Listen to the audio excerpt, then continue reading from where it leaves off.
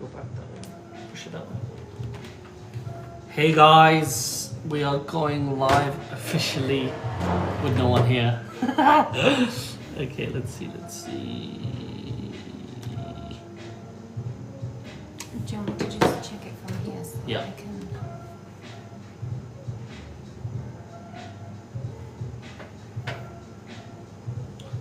What does that say? Pretty cool. Hey guys, how's it going? Welcome to the live. So today's one will be only half an hour. So we're gonna stop in what time? We're gonna stop at like 8:40 at the latest. So what I would suggest everyone does is join as a guest, introduce yourself, ask your questions. I'll do my best to answer, and then we can basically take it from there, because it's much easier to get people's questions answered if you join in as a guest than to just type in the chat. That's very, very inefficient. So whoever wants to jump on as a guest. So we have Ant. If you want to jump on as a guest, ask your questions.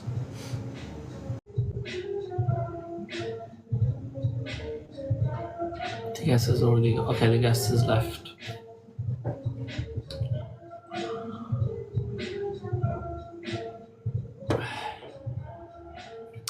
Hey guys, today's live will only be for half an hour. So if you have any questions, or if you want to chat to us about breaking into tech, come onto the live as a guest, and then I can do my best to answer your questions.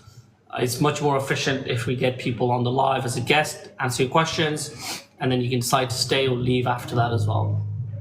So I'm going to be inviting some people. Why can I only invite one person? Do you know? Okay.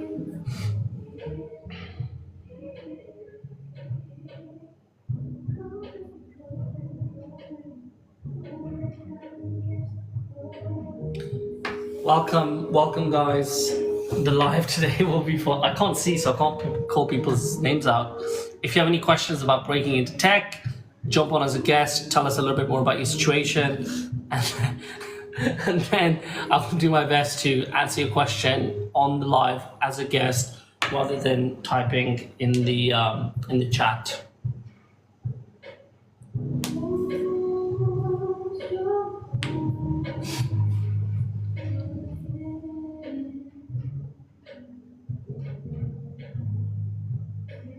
Hey T, how's it going?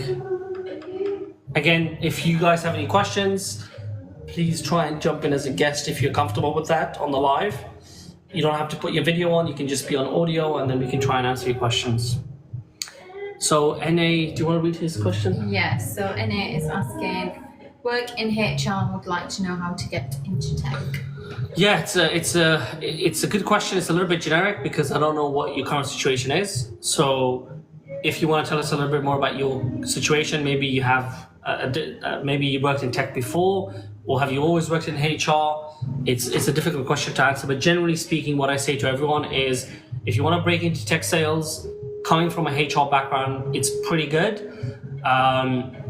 Is pretty good because you have that communication skill set down.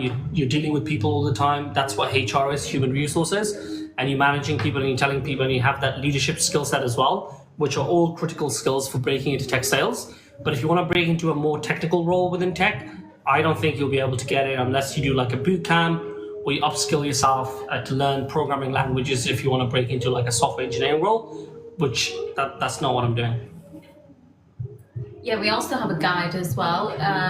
You can see it's detailed just there, but if you want us to send you the actual hyperlink, just DM me and I will send you it, because it breaks down the exact steps we recommend and some of the roles that Milan has just mentioned. Yep.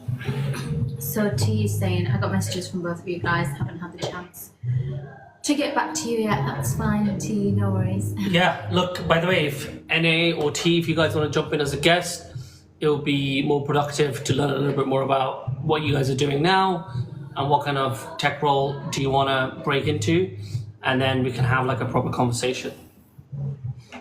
What's the next question? So N is asking, do you advise me not to apply for training contracts? I've just graduated from uni. Well, that's entirely up to you. I mean, do you want to pursue a career in law? I literally qualified last week. Let's see if we can get T in as a guest. Is it possible? I'm not sure. So yeah, N. It depends. What was it about law that attracted you in the first place? T, it seems like we can't invite you as a guest, but oh, actually, there you go.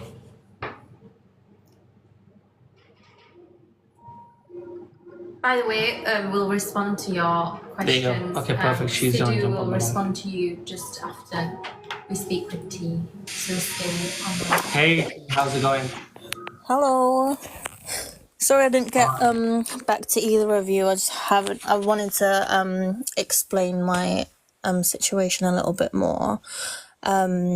Just as a brief background, I've done undergrad in psychology, master's degree in project program and portfolio management, worked as a management consultant in a small IT firm. Then went on to having my own events business, and now I'm trying to get back into the corporate world. Your videos just kind of came up as I was looking for, like, you know, how to alter my CV and things like that.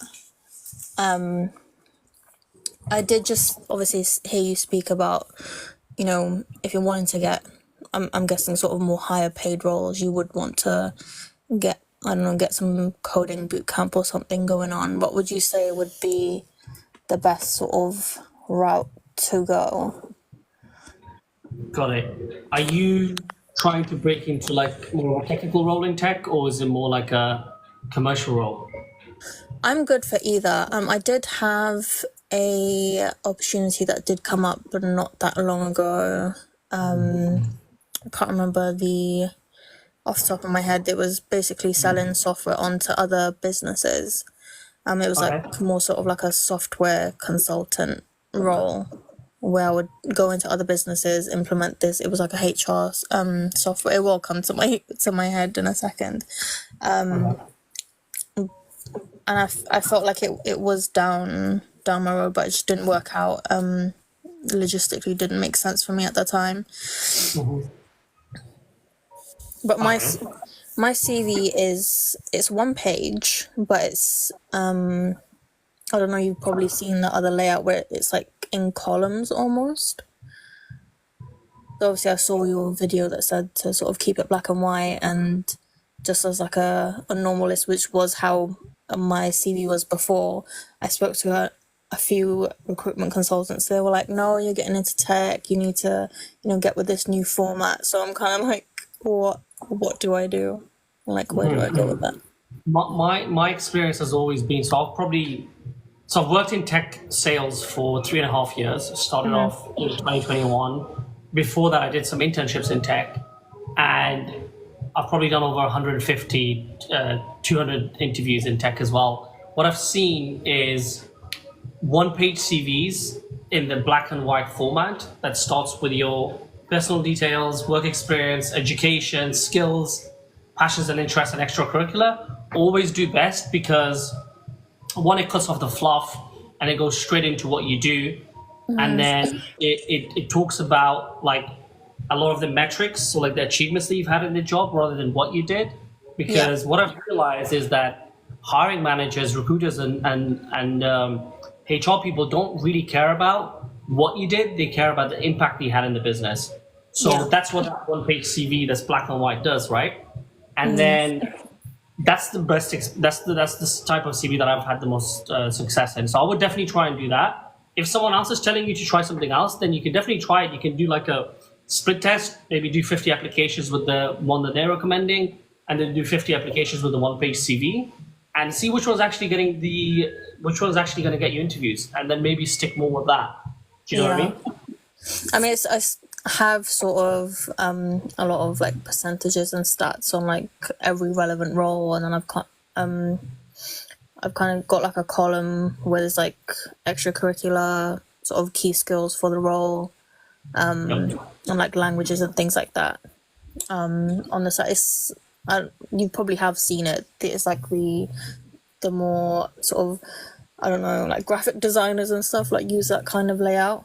Even when I was in my role and at one point I was interviewing people, that's the kind of format that was coming in more so. So obviously when I've gone from being self-employed to being employed again, I was like, which one do I do? Yeah. Yeah, I think to be honest, like the format is not even as important as the content. So if you're applying to commercial roles within tech, focus on how much revenue you generated or how much money you saved or how much you cut down the costs of the business. If you're applying to technical roles, then definitely focus on like what you built, how quickly you built it, and how much better it was for the business. That's literally it, right? That's literally all you have to do. And if you have like a really cool design, I don't think it really matters that much. As long as you have those keywords in there, the passes they use a lot of softwares now as well. Exactly, yeah. So they all use native software. And if you get those main keywords in there, you should be able to get through at least the scanning stage where a person might see it, right? Where do you like? What sort of languages do you feel like are sort of most used, or which ones do you feel like someone that is wanting a more technical role should delve into more so? Definitely Java, Okay. C++, and then if you want to get into AI, Python. So like I work in an AI company, and obviously AI is generally speaking programmed in Python, I think. And C++ and Java are the easier ones to learn, and like probably the most popular ones that a lot of people use to build, typical SaaS type of products, software products, right? So those would be like the main ones. I think those are like the main ones, to be honest. How do you feel like having that technical knowledge helps you in sales? So I personally don't code. I don't really know how to code, but I'm good with using coding tools and like no code tools and like a lot of different AI tools. So I don't have that background, but if you have a technical background, you probably have a much easier time breaking into tech sales than someone who doesn't have that technical background. Because obviously if you're a hiring manager, you want someone who understands how to build a product and sell a product compared to someone who doesn't know how to build a product. They just know how to sell a product, right? So if you have that technical background, you have a high chance of getting in. But I think what's more important than having that technical knowledge is having business acumen. So when you're selling software to the biggest companies in the world, right? You're selling, let's say, 100K a year software to LinkedIn or Facebook or whatever.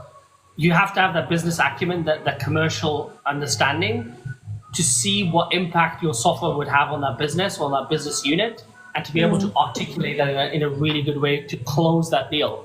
And these deals usually take 6 months to 12 months to close. Months and months. You're dealing with legal, you're dealing with finance, you're dealing with HR, you're going through 100 different people at Facebook to close that deal. You have to be able to like understand what all of them do, be able to get along with them, influence and persuade all of them to be able to close that deal. So I think that's even more important than having that that technical background.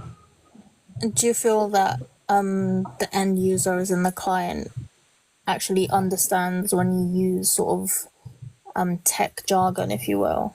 Like, do you, or is it just that they're impressed by the buzzwords and sort of? It really depends who your persona is or who your ICP is that you're selling to. So if you're selling to really like business-minded people, you obviously shouldn't be using technical words to sell to them. If you're selling to CEOs or software engineers, then of course you should use as much tech jargon as you possibly can. But again, having that in tech sales, you have an account executive who's basically taking the customer on that sales journey, and then you have a solution engineer or a sales engineer that walks the customer through that technical demo and that technical journey and answers any of the technical questions. So that's why you don't really need that technical background to break into tech sales, because you'll always have a solution or a sales engineer who's going to like hold your hand and work with the customer with you. So it's more like a nice to have, but not necessary. Yeah, I personally would be someone who I would prefer to hire someone if I was hiring someone for a tech sales job, that someone does have the technical skills. rather than someone that doesn't, in my opinion. But the vast majority of hiring managers don't really care about that, especially if you're going in for an entry level role where you're not actually really closing the deal. So as an SDR, BDR, you're not really closing a deal. You're setting appointments. And to set appointments, it's not that hard, right? You're just calling people up on the phone. You're not speaking to them for an hour where you have to explain crazy shit. You're just literally booking an appointment. The customer shows up to the appointment. The account executive and the solution engineer does the actual closing. Okay. I really like these questions, T. I think we've got a lot of other people that might want to jump on. That's fine. But if No there worries. was anything else, obviously feel free to message me or Laura. Get the free guide, get into the free community, and we can have this conversation, for a lot longer as well. Yeah, that's fine. Thank you. Awesome, T. Thank you so much for joining. Who else wants to join? There's a lot of questions in there. The first one I've seen is just Tyrion. I thought you had a 250k job. Yeah, do you want to explain what OTE is? Yeah, so on target earnings basically means if you hit your the sales goals that the company sets for you, you should be able to walk away with 250 or even more. The base salary that I have anyway is 100. So even if I don't hit my targets, I will be able to get that 100. But obviously, if I don't keep hitting my targets for 3 years, then obviously I'll get kicked out and I won't be able to have the job anyway. Next question. What's the next question? Oh, wait, there's a lot. So somebody had asked, I'm 19, starting uni next month, funded e-com business which did over 500k, can I get into tech? Yeah, you have a great background. So actually at university, I started a few small e-com, Amazon, eBay businesses. It never did 500k, right? But we did like 50k in revenue. But that was a really good starting point and a really good conversation starter to talk to hiring managers and recruiters and all that kind of stuff, because it really made me stand out. So if you have built an e-com business that is 500k, that's amazing. That should be like on the top of your CV, on the top of your LinkedIn profile, so that people know you actually made sales online for your own business. Shows that you're an entrepreneur, shows that you're a go-getter, shows that you're a closer. You can definitely get in. What uni did you go to? I went to Coventry for my undergrad, shit university, and then I did a master's at UCL because I wanted to improve my CV. Tell me the best ways to get a well-paid remote tech job described. That's from Joe. Yeah, get the 49-page guide that we have, message Laura or me. It explains everything. It will take like an hour for me to explain everything. But essentially what you should do is get the guide, work on your CV, decide on what tech role you want to get to, find those specific websites that show those remote jobs, start hitting them up, start hitting hiring managers and recruiters, get good at the interview process, get a job. That's it. Like, get the 49-page guide and it'll explain everything for you. King Monkey is asking, do you guys help startup founders connect with a tech co-founder? No, we don't. What's your current role? A is asking. Enterprise sales at an AI company here in London. When did you start making over 100k? How much would you make in an entry-level tech role? That's from N. N has a lot of questions. N, do you want to jump on the live if you're still there? Yeah, jump on the live if you are. So I basically... N has a lot of questions. Yeah, so if you start off as an SDR, BDR, you can make a base of anywhere between 30 to 45k base, and you can make up to 65k on target earnings. And once you get promoted to an account executive, you can make a base of anywhere between 45 to 65, and then an on-target earnings of 100, 150. Once you, once you're at an enterprise level, you can make a base of anywhere between 100, 150, 120, and an on-target earnings of even 500k, right? It really depends on the company that you work for. I work for a small company, for a small startup, so my on-target earnings are not crazy. But if you go to a website called repview.com, you'll very clearly see that all of this data is there, and you'll see that companies like Google, Amazon, Salesforce, Adobe, OpenAI pay their account executives and enterprise account executives 100k, 200k base, and up to $1 million in on-target earnings. But obviously, I'm not in that situation, but I'm just explaining that. Joe is asking, is your background in business rather than technology? Yeah, so I studied business in Coventry University, shit university, and then I went to UCL. I did a master's in entrepreneurship, and we did have a few tech modules, but it wasn't software programming or different or a specific software language like C++. I've never done any of that. I probably did it by myself by watching YouTube videos for like a few weeks, but I got bored, so I stopped doing it. Salim is saying, what area are you working in? Sales job, question mark. What was the question, sorry? What area are you working in? Sales job, question mark. Yeah, tech sales, yeah. Exactly. Manim is asking, how do I get one? I've been a project manager for 25 years. Okay, wait, let me block this troll. What is it? Mark. I don't know who he You can is. just mute. Anyway, what's the next question? Yeah, so Manim is asking, how do I get one? I've been in project management for 25 years. Yeah, look, again, I don't know your context, right? So you need to, if you have like a specific question, we need to understand your current situation. We need to understand what you've done in the past. Either jump on the live or get the free guide from Laura, and then it should really be able to show you everything step by step. I personally haven't worked with that many project managers that go from project management to tech sales. I feel like they're two very different things. But if you work at a tech company in project management, then I reckon you could definitely break in. I personally don't know that many people that have done that. Do you need a degree for a remote job? Most of the time, yes. But if you don't have it, it's still possible to break in. It's just much harder. Is it really bad to have a 2-page CV? Yes, I've never. had problems with job applications. Okay, well, I guess you shouldn't be on this live. If you've never had problems with job applications, then what are you doing on this live? But in my experience, to get interviews in tech, you should never have a 2-page CV, because think about it. If you were hiring someone and you worked at Google and you got 100,000 applications for a single job, why would you go through 2 CVs? You want to go through 1 CV, because if your CV is too big, it basically means you've done too much bullshit and you don't have real work experience. If you have real work experience that's relatable to the job that you're applying for, it will be 1 page. And by the way, I'm not saying your work experience is bullshit. I'm just saying you're not doing it properly, because you shouldn't have 2 pages, because you should be able to put everything in 1 page, right? And it should be relatable, very relatable to the job that you're applying for.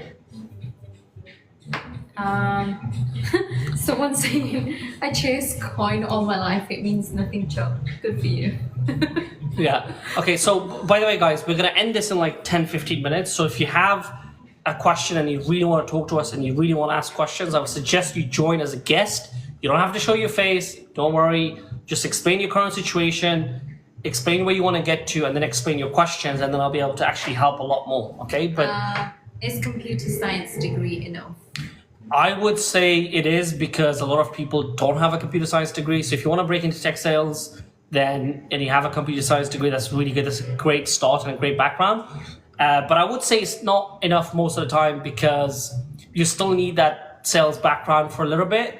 Or if you are good socially and you're good with people, then you can definitely finesse the interview process and break in as an SDR or BDR, which is the entry level role in tech sales. Maybe he's asking about software engineering roles, right? I don't know. Apple, how can I get into this? Apple, I think I've messaged you today. I don't know if that name sounds familiar, but you just need to download the guide, work through that, and then, join the free community, and then come back to us. Yep. Hey, I have a pharmacy degree, first class. What can I do? So I guess, again, it's a very generic question. You can do a lot, right? If you're trying to break into tech, and if you have a pharmacology degree, what I would say is try to get into a pharmaceuticals company, and you could actually make a lot of money in tech sales pharmaceutical sales within pharmaceutical companies. If you try to break into a more technical role, then I don't know if you have a technical background, right? I don't know if they teach you programming at I don't understand if they. I wouldn't believe that they teach you software programming in a pharmaceuticals degree, right? So you won't be able to get into a technical role. I just graduated as business admin student. Should I mention my retail experience on my CV?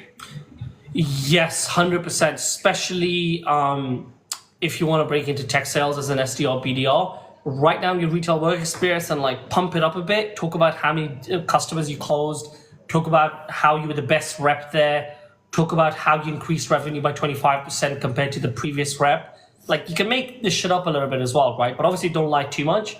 But I think it's super important that you add it in there, because it will help the hiring manager see that you are very good with people and you can sell and you can close. Even though it's very different to the actual job, it shows that you have like a basic understanding of socializing.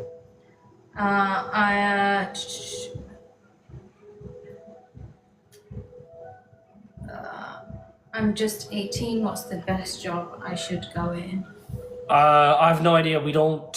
I mean, what I would say is try get an apprenticeship. I think that's easy. What's the next question? What time is it now?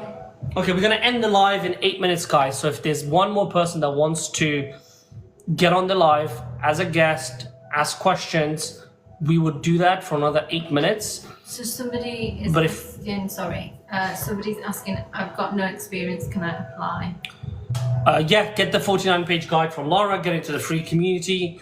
We've helped loads of people with very little experience. As long as you have a CV, as long as you have a degree from a university and you have some retail or call center or customer service type of experience, it's actually very easy to break in as an SDR, BDR. But if you want to break into more technical roles like software engineering or data scientists and stuff like that, then you will definitely need a technical experience and a technical degree.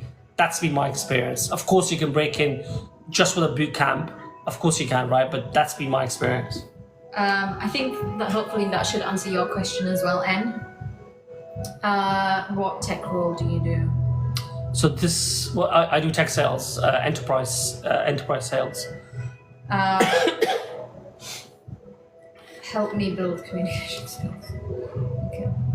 DM Laura if you wanna build the communication skills. DM Laura. We will get on a quick call and I'll tell you a little bit more about how you can build communication skills. I think, was that N? I think he's already in the free community, right? N. Oh yeah, it was. Yeah, so N, if you're really looking to speed up your process and break into a role like this, but you're stuck because you don't think your communication skills are good, then DM Laura, we can get on a quick 15-minute call and I'll tell you a little bit more about how I can help.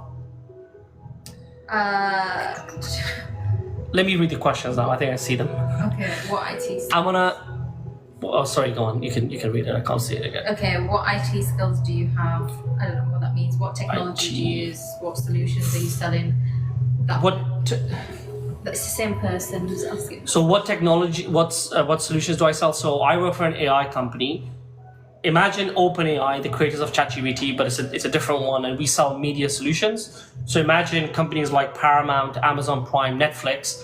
They use tech, right, VFX software to create movies and TV shows and films. The problem with VFX software is that it costs hundreds of millions of dollars. That's why movies are so expensive, right? So what we do is we're selling AI software to them to help them replace those legacy VFX software. That's the solution that I sell. Can I get a job through boot camps? Yes, you can.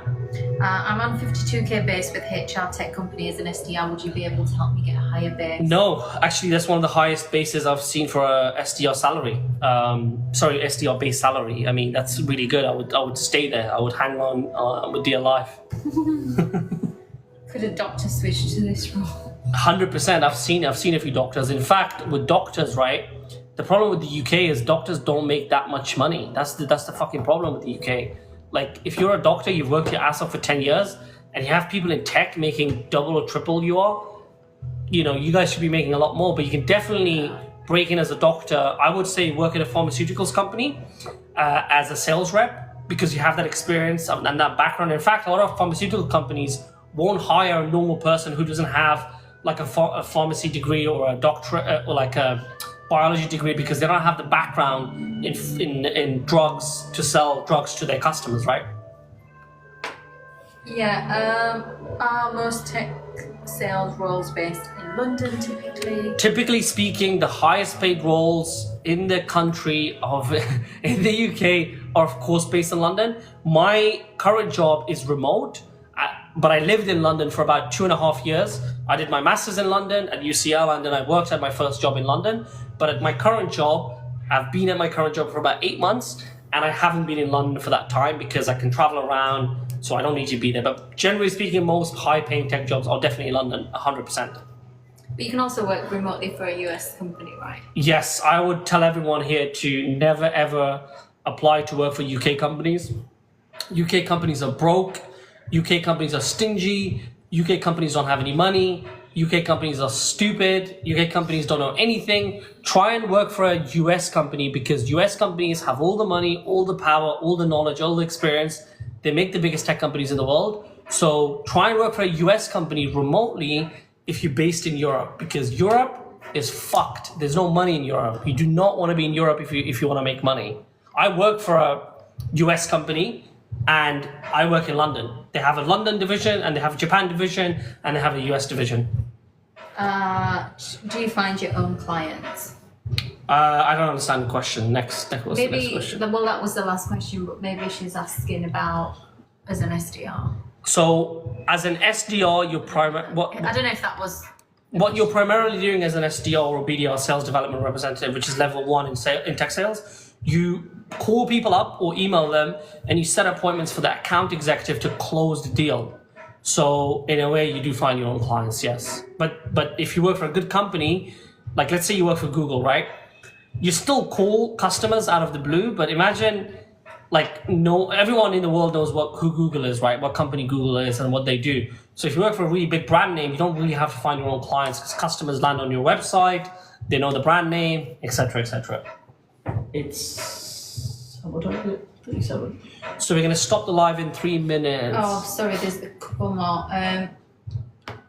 I have 1 year of door-to-door experience, good enough to become an entry-level SDR. 100%, bro. DM Laura or me, because if you have door-to-door sales experience, you're a superhero. Nobody lasts for a year in a door-to-door sales role. In fact, I did like a door-to-door summer job when I was like 16, 17. I fucking hated it. I never want to do it again. I left within 2 weeks. So if you've lasted for a year in a door-to-door sales job, you will fly to the moon in an SDR role, because it's 1,000 times easier. It's 1,000,000 times easier. Imagine how much easier it is to call people up compared to fucking annoy people by knocking on their door.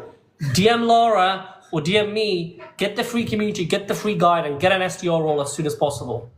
Are there work travel restrictions on your remote role? Do you No. have to be sent? No. So if you work for a really big company, so I have friends that work at like Expedia, Google, Microsoft, like American Express. These companies are obviously really big and they're very like tough with security, so they won't let their employees travel all over the world and work with the same computer. Whereas me, because I work for a really small company with less than 200 people, they don't really give a shit. So I can definitely travel. In fact, we've traveled to Bali this year. I just came back from Monaco. We're going to Morocco. We're going to Africa. We're going to Brazil. So we're able to do that because Slovakia next month, and that's because I work for a smaller company. But if you work for a way bigger company like Google or a finance or like a bank or a finance company or a bank, they will never let you travel and work remotely because security, right? You're dealing with secure stuff. What else? ERP technical architect, is that a good paid job? Hamza's asking. What's the question? ERP technical architect. Is that a good job? I've no. Good paid job, sorry. I've never heard of that job, so I'm not so sure. Jimmy is asking, what is the next stage after CompTIA A and Security Plus? Do I have to do help desk job? What's the question again? Sorry, I'm just blocking a troll. No, you don't block them, just mute them.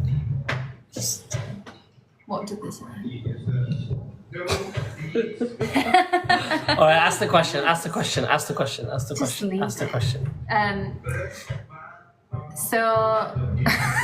Ask the question. What is the next stage after CompTIA and CompTIA A and Security Plus? Do I have to do a help desk job? I don't know what that is. I don't know if you know. I don't understand the question. What is he asking?